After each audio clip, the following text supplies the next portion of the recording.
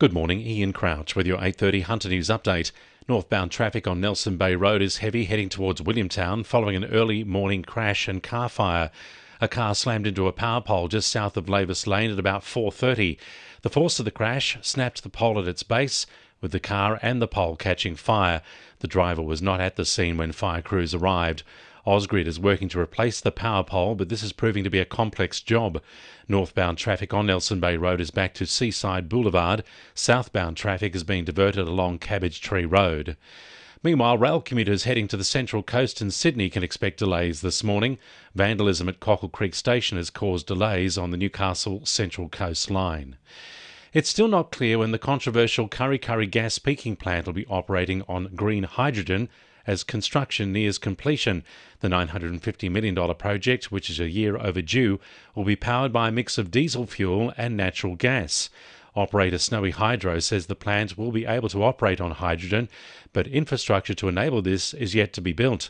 CEO Dennis Barnes has told the ABC it's still not clear when the plant will be able to run on hydrogen. At the moment, we know that this plant can run on 30% hydrogen. Obviously, the hydrogen ecosystem, which is a big topic in the Hunter, of course, is taking time to develop, so there's nothing concrete on hydrogen.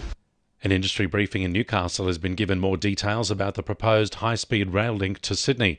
The briefing heard the Newcastle to Sydney route would take 1 hour and be 165 kilometres long, including 60 kilometres of tunnels, and would see about 10 million cubic metres of soil moved.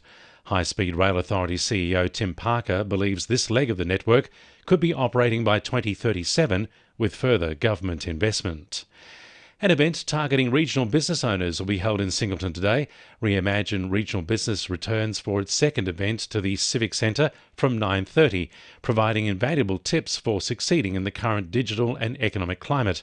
Council's Director of Organisation and Community Capacity, Vicky Brereton, says the event will focus on the importance of harnessing emerging trends and technology for regional business growth. Our keynote is Brittany Saunders from Fate, and she's an entrepreneur from Newcastle, and really she's been very successful through her marketing on social media. So she'll actually be talking about the way she actually innovates to keep her business at the forefront. The Black Dog Institute's annual Long Ride Home kicks off in early October, and Hunter residents are being encouraged to get involved. This year's ride is the organisation's biggest so far, stretching some 3,000 kilometres from Wagga Wagga to Fremantle in the hopes of spreading awareness of depression and suicide even further.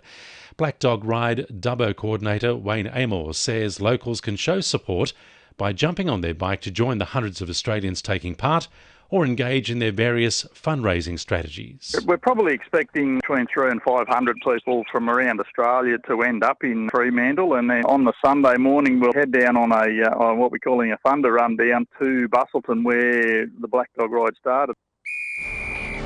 2NURFM Sport. Brodie Jones and Dylan Lucas have been moved into the second row for the Knights' important clash with the Titans on Sunday.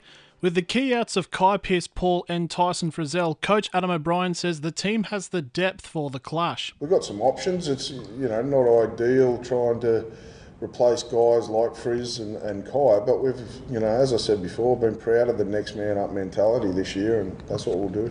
Meanwhile, Knights back rower Tom Cant has signed on for 2 more seasons at the club. Cant will make his 4th appearance in the NRL for the match against the Gold Coast, coming off the bench. Also, Evie Jones will remain at halfback for the Knights' NRLW side as they clash with the Tigers. Jessie Southwell has returned from her concussion stand-down and has been named in the extended squad.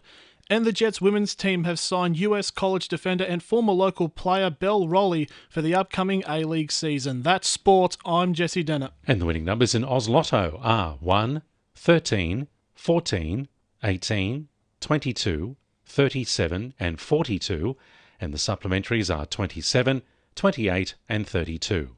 And now you're up to date with the latest 2NURFM Hunter News.